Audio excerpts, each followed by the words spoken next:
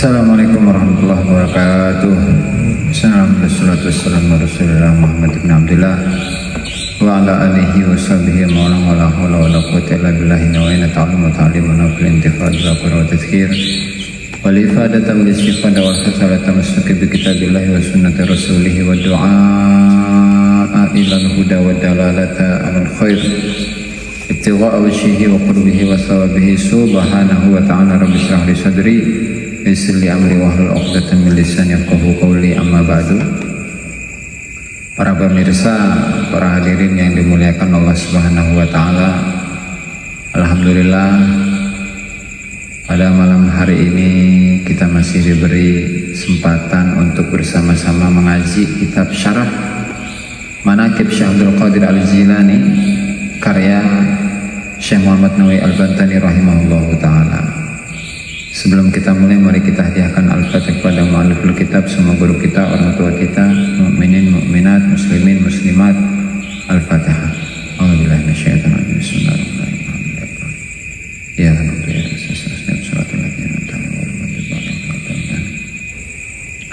Qala al-musannif rahimahullahu ta'ala wa nafa'ana bihi bi ulumihi wa ulumikum fid darani ila an qala kama qala radhiyallahu anhu 90.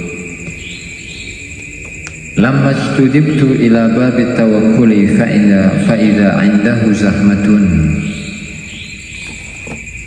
thumma istudibtu ila babis syukri thumma ila babit taslimi thumma ila babil ghina'i thumma ila babil qurb thumma ila babil faqri fa idza huwa khalin walladhi qablahu kulluhu zahmatun.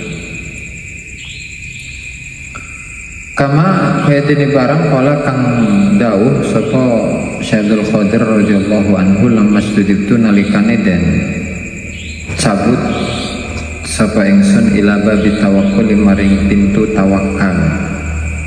Faida mongko dumadaan indahu iku tetep ing dalem sandinge Syekh Abdul Qadir zahmatun utawi rame.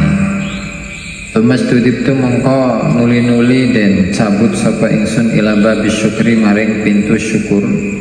Tuma ila babi taslimi mongko nuli-nuli maring pintu taslim pasrah. Tuma ila babil ghina'i mongko nuli-nuli maring pintu ghina kekayaan atau ora butuh. Tuma ila babil qurbi mongko nuli-nuli maring pintu qurb kedekatan. Tuma ila babil fakri mongko nuli-nuli maring pintu kefakiran. Faida mongko dumadaan huwa utai babul fakri iku kholin iku kosong. Walladzi qablahu lan utawi kang tetep ing dalem sadurunge babul fakri kulluhu yuskabehi alladzi zahmatun utawi rame. Jadi dalam redaksi ini sebenarnya ingin menjelaskan tentang konsep utama di dalam thariqah Qadiriyah. Jadi konsep utama dalam thariqah Al-Qadiriyah itu adalah al-faqr, kefakiran. Itu ya. Sementara konsep utama dalam thariqah seperti Asyadziliyah itu adalah syukur. Itu syukur. Jadi kenapa alasan Syekh Abdul Qadir radhiyallahu taala anhu itu dalam katakanlah membangun thariqahnya itu atas dasar fakir, kefakiran. Jadi kefakiran yang dimaksud itu bukan seperti yang ada di dalam fikih. Kalau di dalam fikih kefakiran itu artinya apa? Orang yang tidak memiliki apapun atau dia itu memiliki pekerjaan, masukan yang mana pemasukannya itu setiap bulannya atau setiap tahunnya itu kurang dari 50% itu masuk dalam kategori apa? Orang fakir. Tapi kalau fakir yang dimaksud di sini itu tidak sama dengan yang dimaksud di dalam fikih, bukan. Tapi sebagaimana yang dijelaskan oleh Syekh Abdul Qadir Al-Jilani dalam kitabnya Sirrul Asrar wa Madharul Anwar. Fakir itu apa? Al-iftiqar, merasa fakir, merasa dirinya tidak punya apa-apa. Itu tuh. Makanya disebutkan al-faqr itu apa? Al-iftikharu ila Allah Ta'ala wa tarku ma siwahu minat tana'umatid dunyawiyyati wal ukhrawiyyah. Fakir yang dimaksud adalah kebutuhan seseorang kepada Allah Subhanahu wa Ta'ala secara totalitas, dan kenikmatan-kenikmatan duniawi atau ukhrawi itu ditinggalkan oleh dirinya. Jadi yang menjadi tujuan utama dalam dirinya itu ya hanya Allah Ta'ala. Yang dia butuhkan itu hanyalah Allah Ta'ala.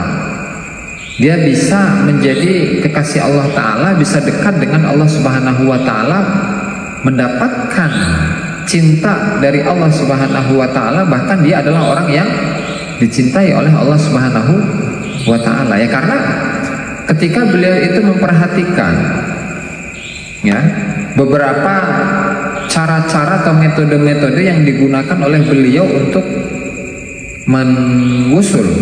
wusul kepada Allah Subhanahu wa Ta'ala, mulai dari syukur, kemudian taslim atau pasrah, kemudian al-ghina, merasa tidak butuh ya dengan apa yang Allah Ta'ala berikan, kemudian babul qurb ya, pintu kedekatan kepada Allah Subhanahu wa Ta'ala. Tapi ternyata apa istilahnya ya, orang-orang yang mengejar Allah Subhanahu wa Ta'ala melalui cara-cara yang disebutkan sebelumnya, baik itu syukur, taslim, ghina, kemudian qurb, itu ternyata banyak, rame itu kan. Ketika masuk berarti rada susah gitu tuh. Tapi ketika seseorang yang ingin mendekatkan diri kepada Allah Ta'ala, usul kepada Allah Subhanahu wa Ta'ala melalui babul faqr ini, ternyata kosong sama sekali, itu nggak ada yang mau gitu tuh ya. Sehingga kadang orang-orang itu salah paham mengenai konsep utama di dalam thariqah Qadiriyah ini, sehingga terkesan bahwa thariqah Qadiriyah itu ya orangnya fakir-fakir gitu tuh. Ya enggak juga gitu tuh, karena ini soal rasa gitu tuh, bukan soal zahir. Kebutuhan seseorang kepada Allah Subhanahu wa Ta'ala itu tidak hanya melalui lisan, tapi kebutuhan kepada Allah Subhanahu wa Ta'ala itu adalah dari rasa, dari hati, dari kalbu, dari ruh, dari sir yang ada di dalam dirinya gitu tuh. Sehingga hal ini mengingatkan kita kepada kisah sebuah kisah. Ada seorang yang soleh, dua bersaudara, di mana yang satu itu adalah seseorang yang sangat kaya, rumahnya seperti istana, kekayaannya melimpah, segala sesuatu dicukupi, hidup dengan mewah lah. Yang satunya ini ada seorang petani, nelayan. Setiap hari dia itu berburu mencari ikan, kemudian dari hasil pencarian ikan itu dibagi menjadi 3. Yang pertama dibagi kepada fuqara masakin ya. Terus dibagi yang kedua itu dibagikan kepada keluarganya. Kemudian yang ketiga itu buat dirinya gitu tuh. Nah, pada suatu hari dia didatangi oleh seseorang, melihat kesolehan dirinya dan seterusnya, sehingga dia itu tertarik sehingga ngobrol. Wahai Syekh, saya itu tertarik dengan kesolehanmu, dengan ketakwaanmu. Sebenarnya apa sih yang kau lakukan? Sehingga diceritakan di situ, ya saya hanya seorang petani, hanya seorang nelayan. Kalau mendapatkan hasil ikan, saya bagi menjadi 3, Yang pertama buat ini, yang kedua buat ini, yang ketiga buat ini. Tapi kamu tahu nggak, saya itu punya saudara, dia lebih soleh dari saya, gitu, lebih takwa dari saya. Di mana? Oh, di daerah anu. Terus nanti kalau kamu mau ke sana, kirimkan salam saya buat saudara saya. Ya, akhirnya laki-laki yang tadi bertanya itu datang kepada saudaranya yang ada di tempat yang lain. Ketika menemui rumahnya seperti itu, dia rada was-was ini. Bener ini bukan ya, kok beda banget gitu sama yang diceritakan oleh tadi orang yang soleh tadi. Tuh. Akhirnya udahlah, daripada penasaran mending saya masuk sekalian. Masuk akhirnya. Saya mendapatkan pesan dari anu supaya bertemu dengan anu. Bertemu akhirnya. Oke. Ketika bertemu ditanya, kamu siapa? Saya fulan. Dari mana? Dari anu. Terus kok bisa kamu itu bisa datang ke sini? Iya. Saya tadi bertemu dengan saudaramu yang ada di pesisir, menjadi nelayan. Kemudian dia menitipkan salamnya kepadamu. Oke. Terus kata saudaranya yang barusan ditemui ini, yang baru ditemui ini, bilangin ke dia itu ya, sampai kapan dia itu mau mencintai dunia, gitu tuh. Sampai kapan dia itu mencintai dunia? Ketika di dalam hatinya itu masih ada dunia meskipun sedikit, Allah Ta'ala akan selalu jauh dari dirinya. Itu sampaikan ya. Iya. Oke. Terus dia pulang, diajak makan, dikasih bekal segala macam, pulang akhirnya. Pulang. Terus menemui saudara yang pertama tadi. Udah ketemu dengan saudara saya? Iya udah. Terus dia bilang apa? Nah, dia nggak bilang apa-apa, nggak enak karena nggak enak, pesannya rada pedes gitu kan. Ternyata oke, dipaksa. Setelah dipaksa, akhirnya oh ya, sebenarnya saudaramu itu bilang titip salam saya untukmu. Kemudian sampai kapan kamu itu masih mau mengejar dunia? Ya kan? Padahal apa? Dia sudah orang miskin nih. Saudara yang pertama sudah orang miskin, kemudian ketika mendapatkan rezeki itu masih dibagi-bagi, tuh kan? Tapi kenapa dia masih disalahkan gitu sama saudara yang satunya yang kaya, yang seorang waliullah, seorang kekasih Allah Ta'ala? Ternyata permasalahannya adalah di dalam hatinya itu masih ada harapan, masih tidak pasrah totalitas kepada Allah Subhanahu wa Ta'ala, sehingga dia itu tidak terima dengan takdir Allah, sehingga dia pengen dipindahkan dari kondisi yang seperti itu kepada kondisi yang lebih baik. Nah ini kan, sehingga ini adalah sebuah contoh di mana kefakiran yang hakiki itu bukan fisik, gitu tuh. Kefakiran seseorang kepada Allah Subhanahu wa Ta'ala itu bukan kefakiran fisik dalam arti orang yang ahli dalam tasawuf itu dia tidak harus menjadi seorang gembel yang tidak punya apa-apa, tuh kan? Makanya siapa seorang Syekh Abul Abbas Al-Mursi, kalau tidak salah Syekh Abul Hasan Asyadili, Syekh Abul Hasan Asyadili rahimahullah, dan ini dikutip oleh Syekh Abdul Wahab Asy-Sya'rani di dalam kitabnya Al-Minhahus Saniyah. Beliau mengatakan perbandingan antara dua orang yang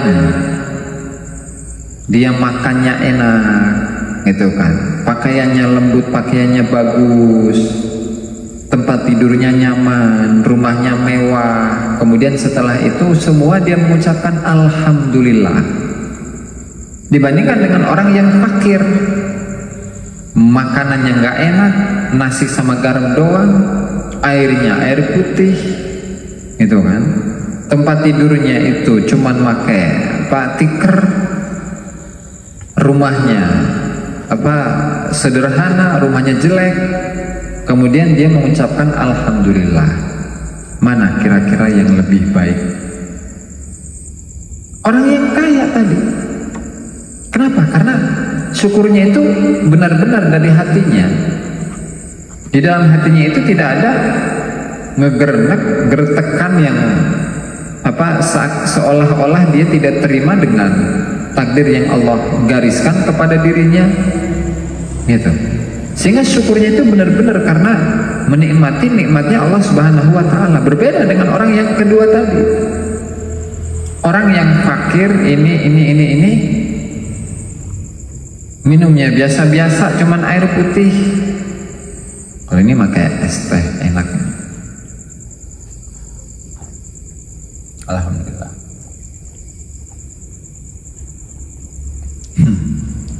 Alhamdulillah. Yang sehingga tadi tasawuf itu rasa, ya. Berarti kalau melihat kepada ini babul faqri, iftiqar ilallah, membutuhkan kepada Allah, merasa butuh kepada Allah Subhanahu wa Ta'ala. Itu berarti dilihat dari sisi apa? Sisi rasa. Karena kita itu main rasa gitu tuh, hati. Ya, bukan fisik. Karena kebanyakan orang itu tertipu oleh fisik gitu tuh. Dan tasawuf itu tidak seperti itu. Tidak melulu tasawuf itu tentang kemiskinan, kefakiran, ketidakpunyaan, puasa, riyadhah, segala macam. Jadi dalam tasawuf tidak seperti itu. Tasawuf itu ya ketika di awal proses, ya, menuju Allah Subhanahu wa Ta'ala, memang melakukan riyadhatun nafs, mengolah jiwa supaya jiwa ini bersih gitu tuh.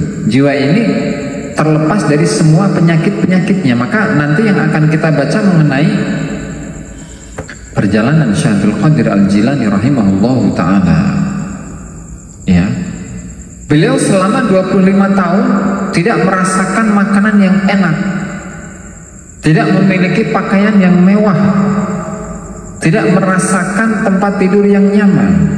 Nah, nanti akan ada ini di sini. Nah, itu di awal proses gitu tuh. Tapi ketika dia sudah mendapatkan cinta Allah Subhanahu wa Ta'ala, sudah wusul kepada Allah Subhanahu wa Ta'ala, sebaliknya dunia itu datang kepada beliau meskipun beliau tidak memintanya, gitu tuh. Oke, ini sekilas mengenai proses bertasawuf itu. Pertama, riyadhatun nafs, jiwanya itu dilatih agar terlepas dari semua kotoran, semua penyakit. Setelah dia sehat, setelah hatinya itu sehat, maka barulah dia itu semuanya didatangkan untuk dirinya. Allah Ta'ala mendatangkan semuanya untuk dirinya. Jangankan dia minta, dia tidak minta pun Allah Ta'ala kasih, gitu tuh. Nah, itu proses tuh, ya. Selanjutnya, akhadha nafsahu bil jiddi musyammiran an sa'idil ijtihad. Akhadha ngalap sapa Syabdul Qadir nafsahu ing awak dhewe ne Syabdul Qadir bil jiddi kelawan semangat musyammiran hale ngangkat klambi. Jadi musyammiran itu mengangkat baju sampai lengan gitu tuh. Jadi ungkapan dari dari kesemangatan gitu. Ansa idil jid, ansa idil ijtihad, saking lengan, ay dhira lengan, ijtihad kesemangatan.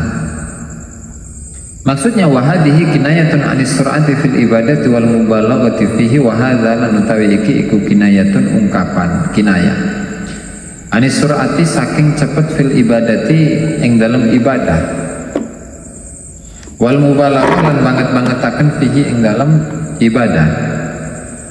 Nabidan hale ninggalaken, tarikan hale tegese ninggalaken lima lufi maring kebiasaan, ay limahbubi maring kang den senengi, al is'afi injazil hajah, limaklufil is'af maring kebiasaane nyukupi kebutuhan, ay injazil hajah tegese ngelaksanakan kebutuhan, wal is'adi lan gawe seneng, lan tegese gawe seneng. Atfun muradif iki utawi iki iku ataf kang muradif kang semakna. Ai tegese tarikan ninggalaken hale ninggalaken sapa Syekh Abdul Qadir lima maring barang buah kang utaima iku mahbubun nasi iku kang dendemeni menungso.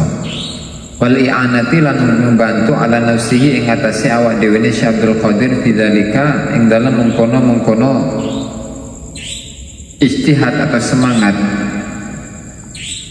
minat ta'ami nyatane saking panganan wal al halali kang halal wal libasi lan kelambi hatta annahu sehingga temen setuhune Syekh Abdul Qadir iku makata iku menang ay tegese akoma tinggal khamsan wa isrina ing 5 wa isrina lan 20 selawe apa ni sanatan taune sairon hale mlaku lailan ing dalem wengi wa naharon lan rino bisahrail iraqi ing dalem sahra iku apa? Padang Sahara, padang pasir Irak wa kharabatihi lan pira-pira nggon kang ora ana penduduke bi fathil ha'i wa kasrir ra bi fathil ha wa kasrir ra ha sahra'i ha kasrir ra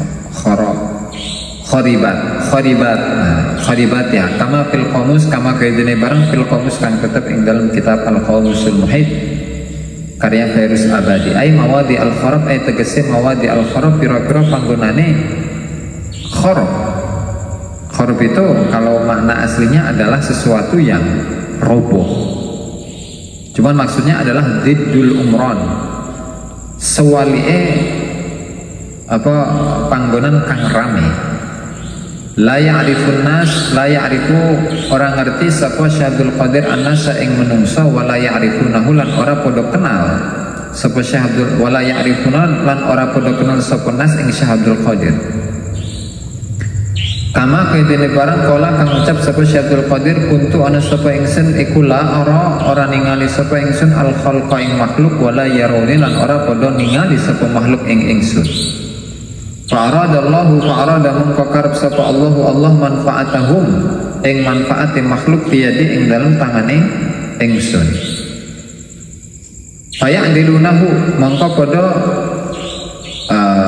condong sapa menungso ing Syekh Abdul Qadir bidalil muhmalah kelawan dal kang ora ana titike ay tegese yamiluna padha condong sapa nas an amrihi saking perintahe Syekh Abdul Qadir wa ya'rifunahu lan padha kenal sapa nas ing Syekh Abdul Qadir an wajhihi saking wajah Syekh Abdul Qadir ya'tihi teka ing Syekh Abdul Qadir sapa tawaifu pira-pira golongan min rijalil ghaib saking rijalul ghaib wal jinni lan jin yu'allimuhum hale ngajari sapa Syekh Abdul Qadir ing rijalul ghaib lan jin at-tariqa ilallah ing tariq ilallah jalan maring Allah Waqasa lan gawe keras sapa Syekh Abdul Qadir ay tegese amila gawe sapa Syekh Abdul Qadir fi bidayatihi ing dalam permulaan Syekh Abdul Qadir al akhtar ing pira-pira bahaya ay tegese al umura ing pira-pira perkara al muqarribata kang gawe park lil mahaliki maring pira-pira kerusakan fama taraka mongko ora ninggalaken sapa Syekh Abdul Qadir haulan ing perkara kang medeni ay tegese amron perkara mukhawifan kang gawe wedi illa raqibahu angin numpai sapa Syekh Abdul Qadir ing haul ay tegese salakahu melewati sapa Syekh Abdul Qadir ing haul wa faqara lan nyepi sapa Syekh Abdul Qadir ay tegese kala nyepi sapa Syekh Abdul Qadir al-qifara ing alas ay tegese al-ardo tanah al-khaliyata kang kosong anil ma'i saking banyu wan nabatilan apa tutukulan. Nah ini yang apa tadi dijelaskan ya. Dimana di awal mulanya Syekh Abdul Qadir ini akhadha nafsahu bil jiddi musyammiran an sa'idil jiddi an sa'idil ijtihadi nabidan di ma'lufil is'ad wal is'ad. Jadi di awal mulanya Syekh Abdul Qadir itu memulai ya perjalanan kehidupan beliau itu dengan semangat yang tinggi, semangat yang menggebu-gebu untuk beribadah kepada Allah Subhanahu wa taala dan totalitas di dalam ibadah, di mana beliau nabidzan li ma'lufil is'af, beliau meninggalkan kebiasaan-kebiasaan dari perbuatan-perbuatan manusia yang disukai. Yang misalnya pengen tidur, pengen makan, pengen minum, pengen ngopi, itu ditinggalkan oleh Syekh Abdul Qadir, gitu kan? Sehingga di awal mulanya itu beliau yang melakukan seperti ini. Tadi yang saya ungkapkan bahwa proses seorang sufi itu pertama kalinya adalah riyadhatun nafs, melatih jiwanya, melatih dirinya untuk meninggalkan hal-hal yang biasa ia kerjakan. Nah makanya Syekh Abdul Qadir sendiri hatta annahu makatha 25 sanatan, sampai beliau selama 25 tahun beliau itu berada di tengah-tengah padang pasir yang tidak ada orangnya, tidak ada penduduknya, gitu. Di mana wala ya'rifun nasa wala ya'rifunahu, mereka itu tidak kenal dengan Syekh Abdul Qadir, Syekh Abdul Qadir pun tidak kenal dengan mereka, ya kan? Meskipun nanti pada akhirnya fa'aradallahu manfa'atahu biyadihi, pada ujungnya nanti Allah Ta'ala akan menggerakkan mereka semua dan mereka menuruti perintahku, ya kan, untuk menuju Allah Subhanahu wa Ta'ala. Mereka akan mendapatkan manfaat dariku, sehingga mereka semua akan berdatangan kepada diriku, gitu. Sehingga dibalik, di awalnya mereka tidak kenal dengan Syekh Abdul Qadir, Syekh Abdul Qadir pun tidak kenal dengan mereka, dan pada akhirnya faya'dilunahu an amrihi wa ya'rifunahu, pada ujungnya orang-orang itu akan mendekat kepada Syekh Abdul Qadir dan akan meminta bantuan, ingin mendapatkan manfaat dari beliau, ingin mendapatkan keberkahan dari beliau, sehingga mereka itu apa?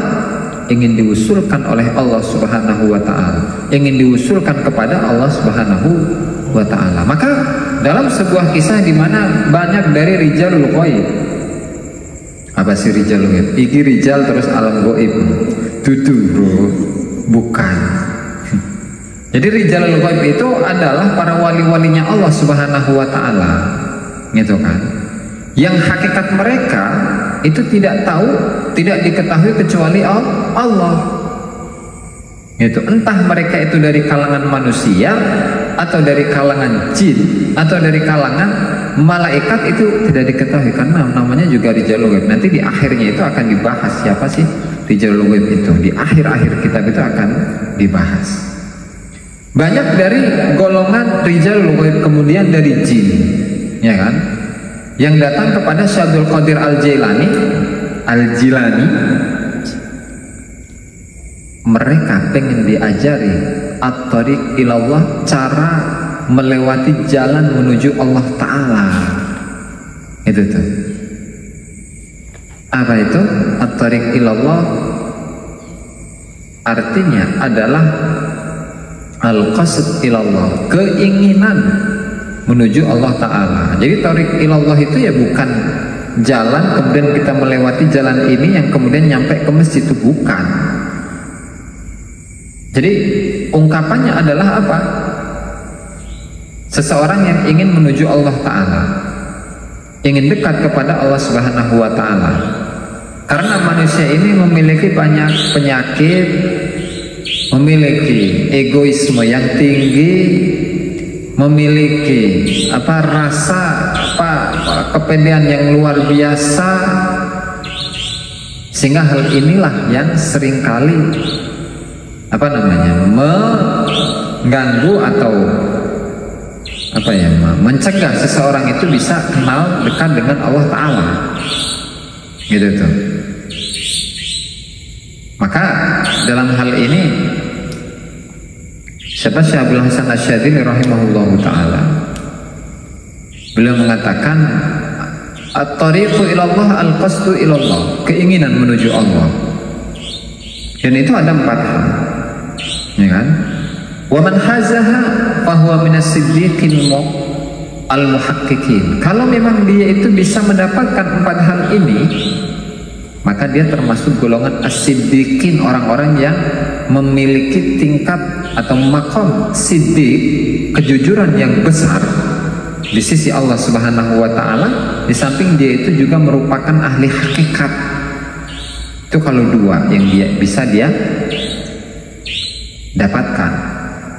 Kalau cuma tiga, waman haza minha thalathatan fahuwa minal awliya'il muqarrabin. Kalau cuma memiliki tiga hal saja, maka dia termasuk orang aulia al-muqarrabin, kekasih-kekasih Allah Ta'ala yang didekatkan. Ya. Kalau cuma dapat dua, waman hazza min hatsnain fahuwa minasyuhada'il muqinin. Kalau dapat dua aja, maka dia itu termasuk orang-orang yang mati syahid, yang memiliki keimanan yang kuat, keyakinan yang kuat. Atau kalau enggak, setidaknya dapat satu lah, satu aja itu udah hebat itu. Ya kan? Kalau dapat satu, maka dia termasuk golongan min ibadillahis sholihin, dia termasuk hamba-hamba Allah Ta'ala yang soleh. Apa itu empat hal ini? Satu, zikir. Kedua, tafakkur. Tafakkur itu apa? Introspeksi gitu ya. Ketiga, al-faqr. Fakir tadi sudah dijelaskan, berarti merasa dia itu tidak punya, tidak memiliki apa-apa. Semuanya adalah hanya titipan Allah Subhanahu wa Ta'ala. Yang keempat adalah hub, cinta. Cinta kepada Allah. Tuh. Mulai dari zikir, ya. Ladangnya zikir itu apa? Amal. Jadi bukan cuma zikir doang, tapi zikir plus amal. Sehingga nanti ketika zikir kemudian dia beramal dengan apa yang sudah dia dapatkan dari ilmu syariat atau ajaran-ajaran dalam tasawuf, sudah diamalkan, sudah menjadi perbuatan, sudah menjadi apa, katakanlah identitas dirinya, maka nanti pada ujungnya hatinya itu akan bersinar, mendapatkan cahaya dari Allah Subhanahu wa Ta'ala. Itu satu. Yang kedua, tafakkur, introspeksi diri. Seseorang yang suka berintrospeksi diri, maka ladangnya introspeksi itu apa? Kesabaran, ya kan? Kesabaran dalam menghadapi apapun. Nggak punya duit, sabar, ya kan? Punya duit, tetap sabar. Sehingga ujungnya apa puncaknya? Al-ilm, keyakinan. Selanjutnya al-faqr, kebutuhan, sangat butuhnya dirinya kepada Allah, atau bisa diarahkan kepada fakir yang sebenarnya, kefakiran, ketidakpunyaan. Ladangnya apa? Ujungnya nanti apa? Syukur. Oh, kalau saya melihat orang-orang yang secara ekonomi itu lebih di bawah dari saya, ternyata saya lebih baik ya dari mereka, sehingga Allah Ta'ala itu masih kasihan dengan saya, sehingga sekarang tugas saya apa? Syukur. Tuh kan. Terus yang terakhir, buahnya apa? Buahnya syukur itu, buahnya syukur adalah al-mazidu minhu, bertambahnya syukur. Kalau yang keempat, hub, cinta Allah. Ladangnya apa ladangnya? Ladangnya adalah bughdud dunya wa ahliha. Nggak senang sama dunia, nggak senang sama orang-orang yang senang dunia. Gitu.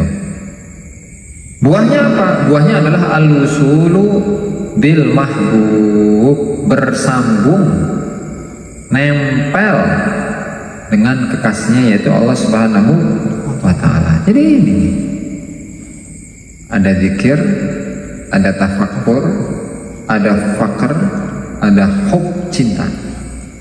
Kalau empatnya bisa dilaksanakan, bisa dikejar, bisa dicapai, maka dia akan menjadi as-siddiqin al-muhaqqiqin. Siddiqiyah makomnya mirip dengan Sayyidina Abu Bakar Siddiq. Atau kalau tiga doang, yang salah satunya nggak ada, maka dia jadi aulia al-muqarrabin, wali-wali Allah Ta'ala yang didekatkan. Kalau tiga nggak bisa, bisanya dua. Kalau dua itu ya jadi asyuhada, orang-orang yang dianggap mati syahid oleh Allah Ta'ala, yang memiliki keyakinan yang tinggi, Kemudian yang keempat, setidaknya kalau punya satu itu jadi hamba Allah yang soleh. Satu aja itu udah keren, udah hebat itu. Bismillahirrahmanirrahim. Makanya Syekh Abdul Qadir ini waqasa fi bidayatihil akhtar, di awal-awalnya beliau itu melewati ujian-ujian yang sangat dahsyat itu tuh. Ya kan, nanti akan diceritakan itu, tenang. Faman taraka haulan illa raqibah, tidaklah satu hal yang membahayakan kecuali dilewati oleh beliau. Wa faqaral kifar wa qafaral kifar, dan beliau itu menyendiri di tempat-tempat yang sepi, yang di situ nggak ada air, nggak ada makanan. Sopo sing kuat, bro. Ini selama 25 tahun Syekh Abdul Qadir menjalani kehidupan yang seperti ini. Itu pantas ketika 25 tahun itu sudah selesai, kemudian beliau bertemu dengan siapa? Nabi Khidir alaihi salam, kemudian dipertemukan juga dengan gurunya Syekh Abu Sa'ad Al-Mukharrimi. Syekh Abu Sa'ad Al-Mukharrimi kemudian menyerahkan madrasahnya itu kepada siapa? Syekh Abdul Qadir Al-Jilani. Tuh. Ya makanya hebat, hal-hal yang seperti inilah yang setidaknya menjadi menjadi cerminan kita bahwa bukan karomah-karomahnya Syekh Abdul Qadir Jailani saja yang kita lihat, kita pelajari, bukan, tapi hal-hal yang seperti ini nih, pesan-pesan, terutama tata cara dalam bertorikoh, kemudian metode lah yang beliau gunakan untuk bisa menuju Allah Subhanahu wa Ta'ala. Dan ini memang sesuai dengan apa yang telah diceritakan oleh Syekh Abdullah Asy'arani rahimahullahu ta'ala dalam menyusun Tabaqat Al-Kubra, di mana mempelajari atau membaca, mengkaji kisah-kisah dari para solehin, para aulia, itu bukan untuk mengetahui karomah-karomah yang mereka dapatkan dari Allah Subhanahu wa Ta'ala, tetapi apa? Tetapi untuk mengenal, untuk mempelajari adab-adab mereka dalam bertorikoh, dalam bertasawuf itu seperti apa, ya kan? Bagaimana mereka mengagungkan syariat yang telah diajarkan oleh Rasulullah Shallallahu Alaihi Wasallam kepada mereka. Jadi gitu ya.